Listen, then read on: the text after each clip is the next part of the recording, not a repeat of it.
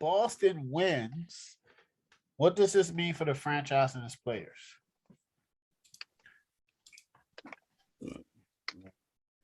I mean, the Celtics will have 18 titles, which is more than anybody. So I mean, that's one notch above the Lakers. They have the most titles in the NBA history.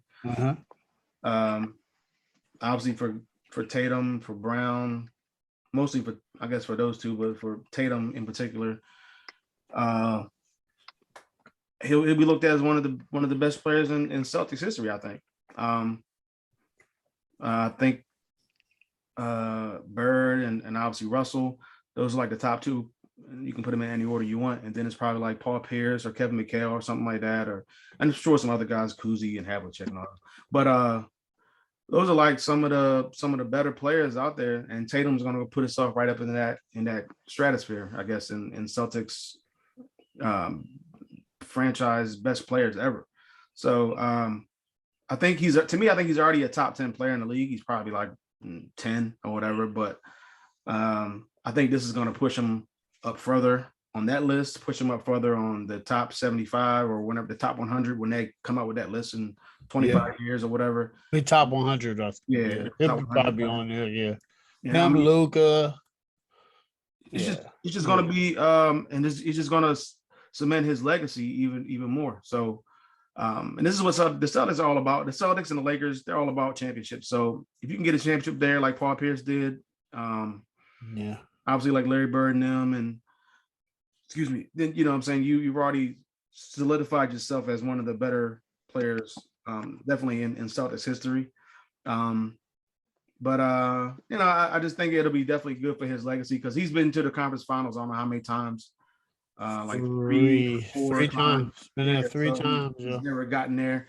So I think this is big for him. And for the team, like the team at one point in time, they were talking about trading Jaylen Brown. Udoka looked over. Marcus Smart too. Like this team looked like a different team back in like January than they are now. So they're starting to come into their own. They're starting to pick it up. They're playing really good defense and they're shooting the ball well. They just turn the ball over too much. Maybe that was mostly Miami's pressure, Miami's defense. Maybe they won't turn the ball over as much against Golden State. But yeah, man, this is going to be big for Tatum if he gets this, especially even if he doesn't get Finals MVP, which I mean, if Jaylen Brown outplays him or something like that, I just think just the championship overall will just be good for his legacy.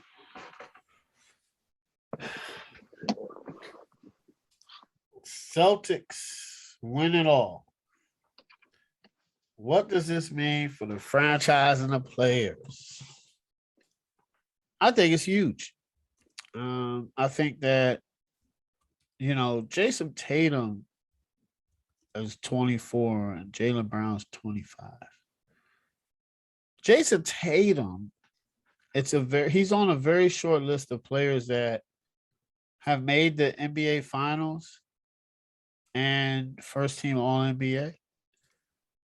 And it happened at the age of 24. He's in rare company. Kobe did it. That's rare. I think he would. I'm not going to call him the best player in the NBA, but he'll be superstar status. He's already reached it, but winning the finals, if they win the finals and he wins finals MVP and he's only 24, man, the league's in good shape, man, because you got him, Giannis, Luka. I think it'll be huge, man. And Jaylen Brown, they just showed a clip about Jaylen Brown. He was on the floor. He was like, damn, I'm playing the finals one day. And now he's here. Marcus Smart. I just think the attitude and how many times they've been trying. And it would kind of bring back the essence of homegrown players, right? Like Craig said earlier, these Jason Tatum, Jaylen Brown are picks from when the Nets traded KG and Paul Pierce. And look how long it took them. But sometimes, patience is all that you need. And I think that Boston it'll be huge for the franchise and players. And the franchise hasn't won since 2008. They haven't been back since 2010. But with Tatum and Brown, they're going to be, I don't want to say this because this happened to Dirk Nowitzki against the Heat. And same with Dwayne Wade. Like, oh, we got a young team. We're going back. You're not necessarily going to get a trip back to the finals. It's hard to get there. So you get there, you got to win. CP3 is going through that now. Even if Phoenix comes back healthy next year, you're going to have the Clippers. You're going to have Denver full strength. You're going to have the Lakers at full strength.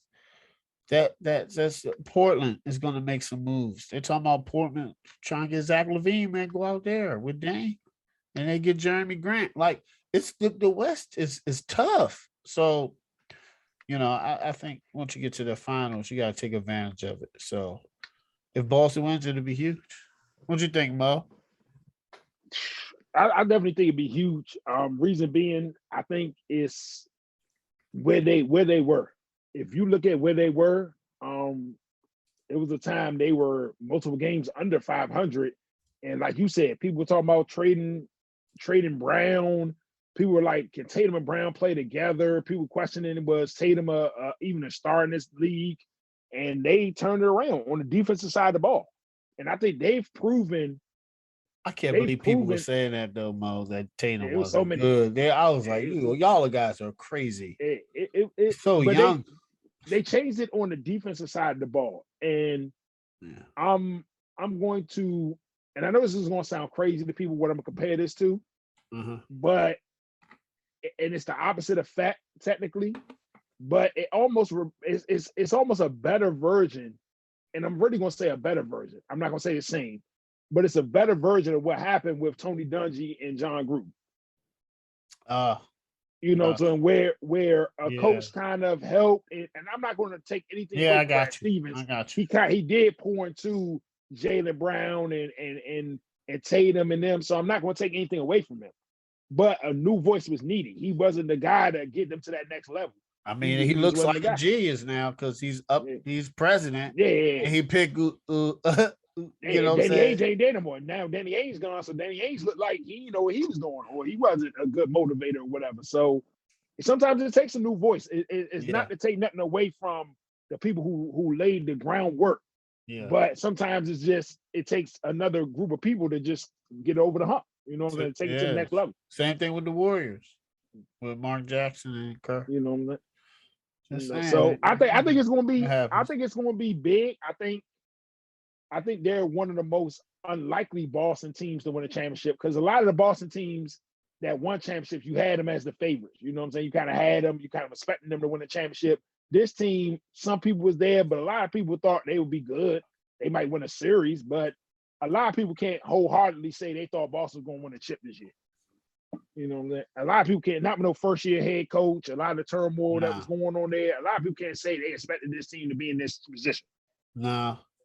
Except for that one Boston fan who got a tattoo. Oh, Lord.